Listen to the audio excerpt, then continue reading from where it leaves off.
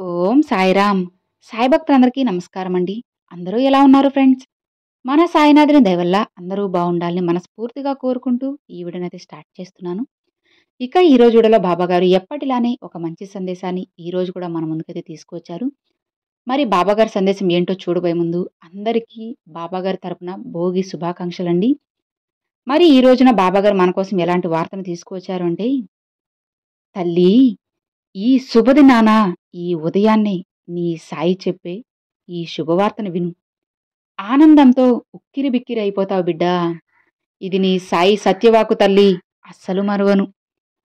ఖచ్చితంగా జరిగే తీరుతుంది. ఇప్పుడే ఇది విను అని బాబాగారితో చెప్తున్నారు.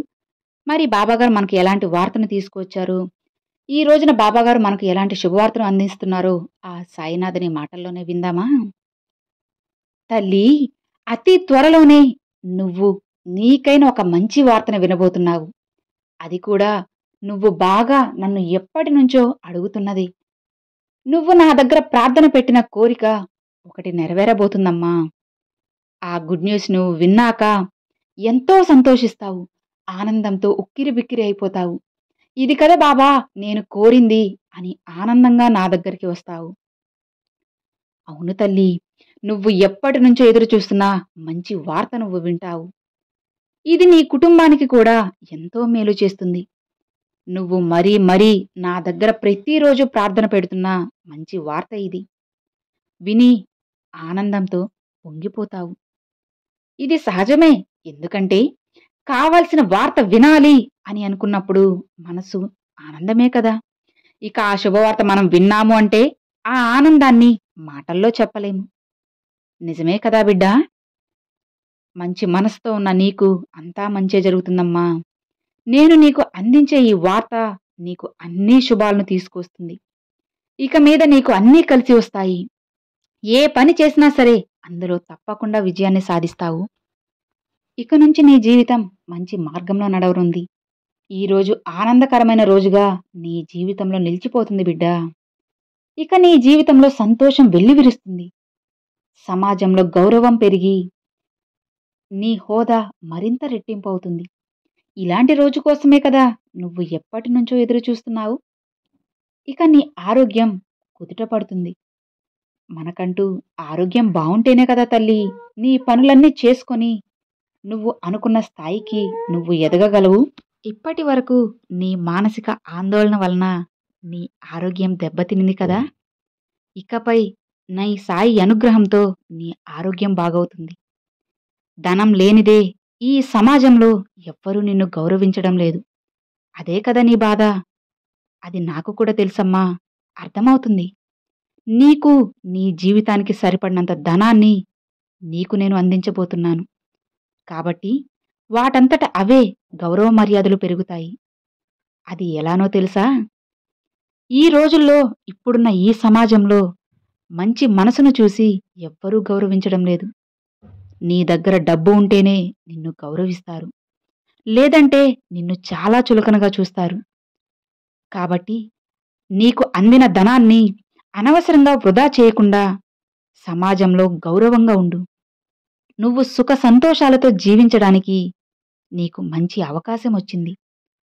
దాన్ని ఉపయోగించుకో బిడ్డా. నీ కుటుంబ సభ్యులతో కలిసి నీ జీవితాంతం ఆనందంగా ఆయురారోగ్యాలతో ఉండాలి అని నీ సాయి అనుగ్రహిస్తున్నాడు.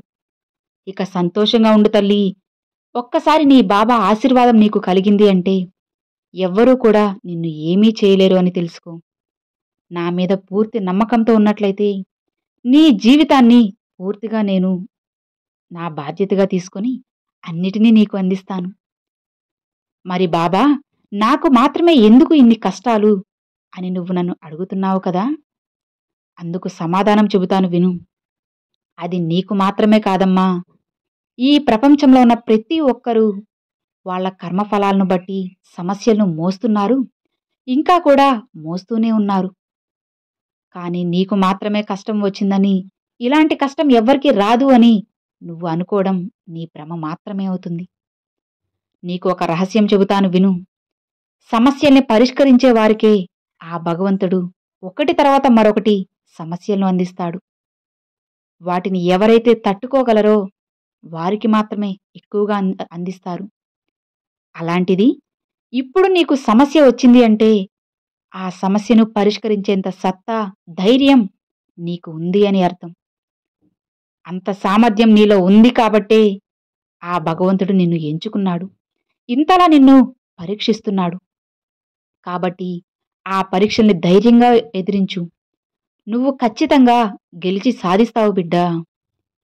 ఇప్పటి వరకు నీ జీవితంలో ఎన్నో సమస్యల్ని, కష్టాలను, బాధలను అన్నిటిని ఎదుర్కొన్నావు కదా! ఎంతో మందిని చూశావు. కొంతమంది నీకు గుణపాఠాలు కూడా నేర్పారు. కొంతమంది నీకు సాయంగా కూడా ఉన్నారు. అది మంచిదే తల్లీ. కానీ అందరూ మంచివాళ్లే అని మోసపోకు. ఎందుకంటే తియ్యగా మాట్లాడేవాళ్లే ఏదో ఒకరోజు నిన్ను వెన్నుపోటు పొడుస్తారని తెలుసుకో. నీ బాబా నీకు తోడు ఉన్నారు కదా! ఇక ఎవరు నీకు తోడు ఉన్నా లేకపోయినా సరే, నేను నీకు తోడుగా ఉంటాను. ధైర్యంగా ముందుకు వెళ్ళు. నువ్వు వెళ్ళే దారిలో నిన్ను ఎవరైనా అవమానించి హేళన చేసినా సరే పట్టించుకోవద్దు తల్లీ.